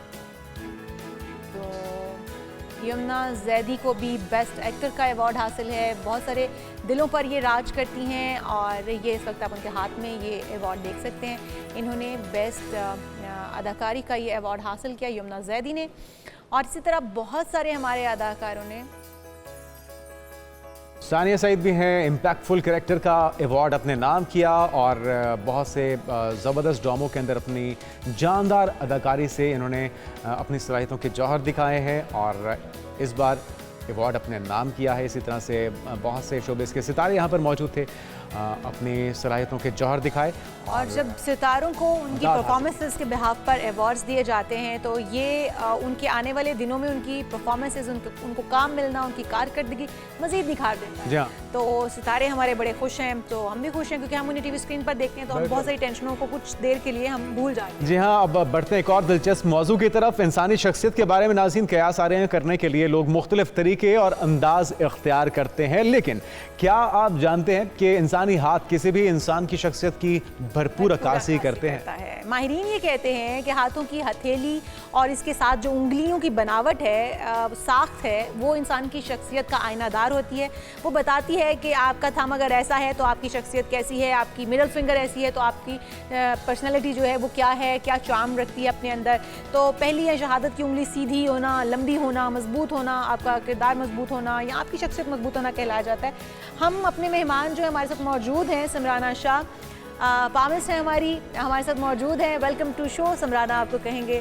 समराना, बहुत कुछ पूछने के लिए हमारे पास मौजूद है, क्योंकि जैसा कि हमने अपने इंट्रो में बताया कि लोग ये समझते हैं और हम मानते हैं कि जो इंसानी हाथ है वो अपने अंदर बहुत सारे राज छुपाए हुए हैं। वो कौन से राज हैं जो हमारी पर्सनैलिटी के हवाले से इसके अंदर मौजूद होते हैं? क्या कोई प्रेडिक्शन भी की जा सकती है कि आने वाले दिनों में ये होने वाला है इस बंदे के साथ, ये पास्ट में हो चुका है इसके साथ, ऐसा भी कुछ? बिल्कुल, अस्सलाम वालेकुम and thank you so much having me again here. जी बिल्कुल ऐसा है कि आप अगर साइंटिफिकली भी ये रिसर्च प्रूवन है कि कोई भी वर्ल्ड में ऐसा बंदा नहीं है जिसके फिंगरप्रिंट्स जो हैं वो दूसरे के साथ मैच हैं। तो सबसे बड़ी ऑथेंसिटी तो आपकी यहाँ से प्रूव हो जाती है कि कोई भी सिंगल पर्सन आप वर्ल्ड में नहीं ला सकते जिनका फिंगरप्रिंट जो है वो कॉपी किया जा सके। तो हाथ, आप साइकोलॉजिकली भी दिस इज़ अफेक्ट कि आपका जो ब्रेन होता है वो कनेक्टेड होता है आपके हाथ से, आपके हाथ की लाइंस डेवलप होती है। सपोज अगर कोई बंदा जो है वो एक्सट्रीम थिंकर है या ओवर थिंकर है तो ऑटोमेटिकली आप देखोगे उसके हाथ पे जो है लाइनों का पूरा जाल बना हुआ होगा। अच्छा। ठीक है, अब ये जो नॉलेज है ये लिमिटेड भी है क्योंकि देखें अल्लाह ताला ने वो तो कहते हैं लाइनें बदलती भी रहती हैं। बिल्कुल, अब जो आपकी बेसिक लाइन है, 3 लाइन है, वो आपको बाय बर्थ मिली है। ये पॉसिबल नहीं है कि वो लाइनें आपकी बदल जाएंगी। वो है आपका हार्ट का लाइन, वो आपका ब्रेन का लाइन, आपका लाइफ का लाइन। अच्छा, रिस्क इसमें शामिल नहीं है? रिस्क जो डेस्टिनी फेट लाइन है ना वो बदलेगी आपकी, वो आपकी एफर्ट से बदलेगी, आपकी मेहनत से बदलेगी, आपकी चीज़ें जो है बाकी लाइनें सारी जो है ऑन एंड ऑफ आपके with the passage of time बदलती रहती हैं। बट बेसिक जो लाइनें जो मैंने कोड किए हैं वो जो 3 हाईलाइट लाइनें। अच्छा समराना, अगर आपने बताया कि हाथों के जरिए आप लोगों की किस्मत का हाल बता सकती हैं, अगर खुदा ना खास्ता किसी का हाथ नहीं है तो क्या उसकी किस्मत, तो जाहिर बात है अल्लाह ताला ने बना के भेजी है, उसकी किस्मत कैसे पता चलेगी फिर? ये जो है ना बड़ा इंटरेस्टिंग क्वेश्चन भी है और अक्सर ही मेरे पास ये क्वेश्चन आता है बहुत ज़्यादा कि देखिए किसी के हाथ नहीं है तो फिर आप तो हाथ देख रहे हो तो आप ये प्रेडिक्ट ही नहीं कर सकते कि उसकी फिर फेस रीडिंग होगी, किस्मत पाँव से देखेंगे, कैसे देखेंगे? एग्जैक्टली, क्योंकि देखें वो एटलीस्ट नाम के साथ पैदा हुआ है तो नाम न्यूमरोलॉजी के हिसाब से हम कर लेंगे। अगर सपोज नाम भी नहीं जानता तो डेट ऑफ बर्थ है उसके कैलकुलेशन से कर लेंगे। अगर वो सब चीजें भी नहीं पता तो फेस रीडिंग, ये बहुत वास्ट नॉलेज है, आप इसको लिमिटाइज नहीं कर सकते। जैसा जुनैद ने कहा कि अगर हाथ नहीं है तो आप फेस रीडिंग कर सकते हैं या कोई और आप तरीकाकार ढूंढ सकते हैं। पाँव की लकीरें कितनी मैटर करती हैं हमारी पर्सनालिटी को डिस्क्राइब करने में? क्योंकि पाँव के अंदर भी हम देखें तो अगर हम पाँव को उल्टा करें तो बहुत सारी लाइंस हैं, क्या वो भी देखी जाती है? बिल्कुल बिल्कुल। अच्छा, पाँव की लाइनें भी काउंटेबल। सपोज जी इन्होंने कहा कि हाथ नहीं है, अगर हाथ नहीं है वो बंदा कुछ भी नहीं जानता अपनी पर्सनैलिटी के बारे में तो फिर पाँव है, पाँव फिर पाँव की लाइनों से एग्जैक्टली फिर पाँव की लाइनों से हम जो है वो प्रेडिक्ट कर देंगे। बट मैं फिर भी ये कहूँगी कि इस पे जो है वो ब्लाइंड ट्रस्ट, ऑथेंटिक नॉलेज है, साइंटिफिकली नॉलेज है, प्रूवन भी है बहुत सारी चीज़ें अकॉर्डिंग टू साइंटिस्ट भी। बट ये है कि अल्लाह ताला ने हमें लिमिटेड एरिया दिया हुआ है।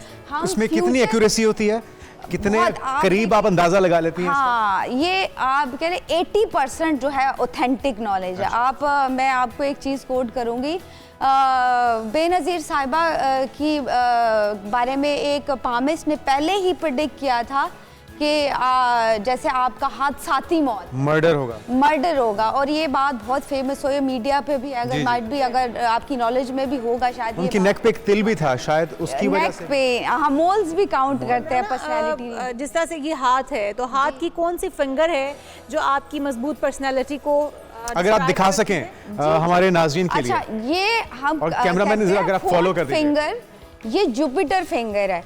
तो जो जब भी आपकी ये 4th फिंगर बाकी फिंगर्स के से लंबी होगी, ठीक है, और अच्छी शेप में होगी, पतली होगी, तो क्या है आपका पर्सनालिटी बहुत, आप मोस्टली आप चेक करोगे जितने भी लीडर्स हैं या लीडिंग पर्सनैलिटी हैं, हमेशा finger उनका लंबी होगी। जुपिटर जो होगा स्ट्रॉन्ग होगा। शहादत की ठीक है? उंगली। हाँ जी, शहादत की उंगली। इसको हम अगर जो है वो हमारे जो मुस्लिम पामिस्ट हैं, इसको हम सलमानी रिंग से भी जानते हैं, सलमानी रिंग भी Okay. कहते हैं। तो ये जैसे कहते हैं लीडर्स या बादशाह या जो बहुत ही स्ट्रॉन्ग पर्सनालिटीज होती हैं, हम उससे प्रेडिक्ट कुछ ना कुछ कर लेते हैं, वो उनका स्ट्रॉन्ग होता है। जुपिटर ये प्लेस भी स्ट्रॉन्ग होती है, ये प्लेस पैडेड होगी, स्ट्रॉन्ग होगी, और ये उंगली बाकी उंगलियों से लंबी होगी या बराबर होगी, सैटर्न के बराबर होगी। ठीक है, ठीक है। अच्छा, उसके साथ वाली ये मिडिल फिंगर जिसको कहते हैं, जी जी, ये बिलोंग करती है सैटर्न से। तो क्या है, जैसे पैसे का आना या फिर आपका सोशल इंटरेक्शन, ये चीज़ें हम इस उंगली या इसकी जो प्लेसमेंट या इसकी जो स्टार प्लेसमेंट है, माई स्टाइल इज़ थोड़ा डिफरेंट, मैं पहले बता रही थी, जैसे नजूमी बेसिकली बिल्कुल पाम्स पे जाते हैं, तो हम आप सितारों की चाल से बताती हैं? हम लोग हाथ पे जो प्लैनेट पोजीशन है उसके मतलब ये एक साइंटिफिकली तरीके से हम लोग जो है वो पर्सनैलिटी को या प्रेडिक्शंस को वो करते हैं। तो क्या होता है, जब भी आपका ये सैटर्न स्ट्रॉन्ग होता है तो आपकी प्रॉब्लम सॉल्विंग जो है वो बहुत स्ट्रॉन्ग होगी, आप में हीलिंग पावर्स होंगी, दूसरों को कन्विंस करने अच्छा की समराना, अभी कह रही थी, अभी जब ब्रेक पे हम बात कर रहे थे कि मर्दों का आप सीधा हाथ देखती हैं, ख़वातीन का उल्टा हाथ देखती हैं, इसके पीछे क्या लॉजिक है? ये आप बिकॉज ये पामिस्ट्री के रूल्स हैं, ये हम लोगों ने डेवलप नहीं किए, ये बेसिकली जो करके गए हैं। इसका स्टार्ट कब हुआ था पामिस्ट्री का, ये इस इल्म का, इल्म जफर इसको बोला जाता है? जी जी जी, एग्जैक्टली, इल्म जफर से भी रिलेट करता है, बट अब तो ये साइंटिफिकली नॉलेज में आ जाता है, बिकॉज आप प्लैनेट पोजीशन से और इस तरह, इसका तो प्रॉपर स्टडी है। पाकिस्तान में नहीं है, लेकिन यूरोप में जो है वो प्रॉपर एस्ट्रोलॉजी पढ़ाई जाती है। तो आपने बाकायदा तालीम हासिल की या खुद से शौक से आपने नहीं, सर्च करके? एक तो मेरे फोर फादर्स का भी ये रहा है ऑक्यूपेशन, बट ये है कि मैं आई थिंक पाकिस्तान में फर्स्ट वन ही होंगी जो बाकायदा क्वालिफाइड हूँ, बाकी मुझे नहीं लगता। अच्छा, ये जो मुक्कलात होते हैं, जिन्नात होते हैं, आप किसी बंदे को देख के अंदाजा लगा लेती हैं कि इसके ऊपर किसी का साया है? अच्छा, ये ना तो आपको कोई साइकोलॉजिस्ट बता सकेगा इस चीज़ के बारे में, ना ही आपको कोई डॉक्टर या फिर वो कहते लोग जादूगर। आप बता लेंगी? नहीं, ये एक साइकिक रीडर, मैं आपको ये भी आप साइकिक रीडर हैं? जी जी, क्योंकि तो फिर तो आप बता देंगी ना कि हम दोनों में से किसके ऊपर जिन्नात का साया है? देखें क्या होता है, उसके सिम्टम्स हैं, स्पेसिफिक सिम्टम्स होते हैं। अगर वो सिम्टम्स हैं जेन्युइनली, और तो वो आपको सिम्टम्स कैसे पता चलेंगे? एक बंद कमरे में अंधेरे में आपके साथ उस बंदे को बिठा दिया जाए, हाँ, तो उसके एटीट्यूड से, बिहेवियर से आप जज करेंगी कि उसके ऊपर इस वक्त हाँ जिन्नात का साया है?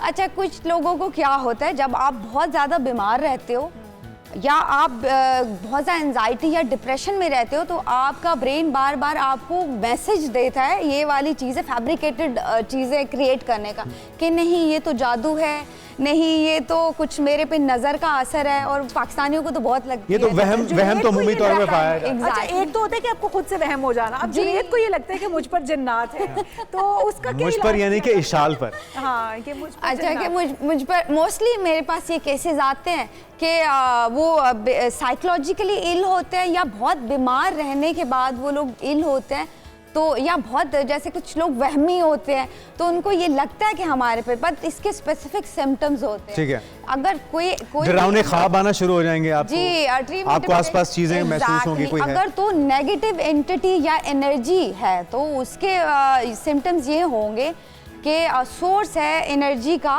वाटर, आपके घर के टैप जो होंगे वो अक्सर खराब रहेंगे, अक्सर, बिकॉज वो। अच्छा, ये मैंने कहीं और से भी सुना है कि अगर आपके टैप बार बार खराब हो रहे हैं तो नेगेटिव एनर्जी आपके घर में मौजूद है। एक दो दफा नहीं, अच्छा मोस्टली लोग क्या करते हैं, अब एक दफा खराब हो गया, वो बंदा, प्लम्बर को बुलाने के बजाय आप वो बंदा जिसके साथ आमिल को बुला लें, पहले टैप ठीक कर लो, प्लम्बर को तो दिखा लें, शायद मसला कुछ और। देखिए, फिर सोर्स ऑफ एनर्जी है आपका लाइट, तो क्या होगा, अक्सर लाइट भी खराब रहेगी, ठीक, फिर उस घर में वो बंदा, तो यानी कि ये चीजें छेड़छाड़ करती हैं। बिल्कुल। अच्छा, चलें थोड़ा सा, अब ये जो किस्मत की लाइन है, शादियां कितनी हो सकती हैं, बच्चे कितने होंगे, दौलत कितनी ट्रैवल, ये सारा कुछ भी हाथ के जरिए पता चल जाता है। बिल्कुल। जरा एक बार फिर से मैं कैमरामैन भाई से कहूंगा कि जरा जूम करें और बताइए कि इसका पता कैसे राइट साइड चलेगा। पर भी हथेली मौजूद है, क्या आप इसके ऊपर बता सकती हैं कि कौन सी लाइन जो है वो?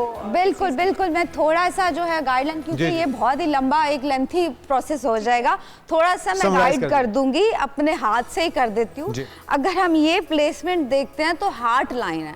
हार्ट लाइन जो है जब भी चेंड होती है, अच्छा आपने किसी को जज करना है कि यार बंदा कितना खुले दिल का है या कितना साफ दिल का है, तो हार्ट लाइन बिल्कुल जो है वो जुपिटर तक जितनी लंबी होगी ना, उतना वो बंदा दिल का साफ होगा, दिल का अच्छा होगा, ट्रस्टवर्थी होगा, सखावत से भरा होगा। जुनैद, मेरी लाइन कहाँ तक जा रही है? माशाल्लाह माशाल्लाह, जुपिटर तक जब जाए यहाँ अच्छा तक, यहाँ अच्छा तक। भाई एक तो ये बता दीजिएगा कि रिस्क जो है, रिस्क, अच्छा वो सबसे हाँ, आपकी लाइफ लाइन, शादी, बच्चे, ये सारा कुछ भी जी, ट्रैवलिंग। ये लाइन है ब्रेन लाइन है, सबसे ज्यादा ब्रेन के कितना दिमाग वाला है, जितनी आपकी लाइन स्ट्रेट है, डार्क है, जितनी हाथ में लाइनें कम है, जितना हाथ पैडेड है, अंदर से डीप है। आप बड़े एक्टर्स एक्ट्रेसेस का हाथ देखेंगे ना, जब भी किसी का भी डीप होगा, मीन्स हमेशा अंदर से डीप होगा और पैडेड होगा, मीन्स प्लैनेट पोजीशन पिंक हो, पैडेड हो हाथ, और अंदर से जितना डीप होगा वो बंदा उतना लकी, उतना खुशकिस्मत, और उतनी ही उस पे जो है दौलत मेहरबान होगी। ठीक है, मैं अपने हाथों को तब से और देख रही हूँ। आखिर में फिर हम आखिर में सबसे इम्पोर्टेंट बात कर लेते हैं, क्योंकि ये क्वेश्चन आता है दौलत की लाइन या फेट लाइन जिसको कहते हैं, वो आपकी लाइन ये सीधा यहाँ पे आ रही है, मिडिल फिंगर पे आके रुक जाएगी। जितनी डीप डार्क कट्स के बगैर लाइन होगी, ये किस चीज़ की उतना लाइन ही आप फाइनेंशियली, लक की लाइन, दौलत, उतना ही आप फाइनेंशियली स्ट्रांग होगे जितने इस पे कट्स होंगे। अच्छा, ये जरा एक गलत फहमी लोगों की दूर कर दीजिएगा, अगर कुछ हाथ से बंदा कट लगा के लाइन बना देता तो किस्मत नहीं बदलने वाली। दूसरा शादी की लाइन जुनैद पूछना चाहते हैं। अच्छा, शादी की लाइन पता चलेगा? और बच्चे, मोस्ट इम्पॉर्टेंट क्वेश्चन, शादी की लाइन, ये प्लेसमेंट है, ये सबसे जो पिंकी फिंगर जिसको कहते हैं, सबसे ये छोटी फिंगर है, इसकी साइड पे जो कर्व बनेगा, ये प्लेसमेंट। और अगर किसी ने ये प्लेसमेंट 2 करनी है, 3 करनी है, 2 लाइनें बनी होती हैं। अच्छा। 2 लाइनें अक्सर क्या होता है, जो 2 शादी या 3 शादी होती है तो बहुत प्रोमिनेंट लाइनें 2 बनी होती है। ठीक है, तो क्या होगा, ये हम ब्रेक में जब प्रोग्राम खत्म होगा ना, तो ये हम आपसे समराना जानेंगे, हमने जुनैद की जो है ना वो लाइन। नहीं, मैं तो हाथ नहीं दिखा। बिल्कुल मैं देखूंगी। हम आपका फोरहेड दिखाएंगे, आपका पाँव दिखाएंगे, लेकिन आज हम ये चलें, thank you so much. Samrana Shah हमारे साथ मौजूद थी और उम्मीद करते हैं कि आपने जो चीज़ें जाननी है उससे कुछ रहनुमाई मिल पाई होगी, लेकिन ये 100% बिलीव करने की बात नहीं होती, इससे आप रहनुमाई ले सकते हैं अपने फ्यूचर को प्लान करने के लिए। और जिस तरह से लाइंस के बारे में बताया गया है कि आप कितने दौलतमंद हैं, कितनी आपकी पर्सनालिटी मजबूत है, फिंगर्स को देख के जिस तरह से समराना ने बताया, तो यकीनी तौर पर आप इससे मदद लीजिएगा और फिर अपनी पर्सनालिटी को डिस्क्राइब कीजिएगा, खुद बैठ के जज कीजिएगा कि आप क्या हैं। आपसे मुलाकात यहाँ पर बिल्कुल हम आपसे इजाजत लेंगे, अगले प्रोग्राम में फिर हाजिर होंगे कल इंशाल्लाह, तब तक के लिए अल्लाह हाफ़िज़।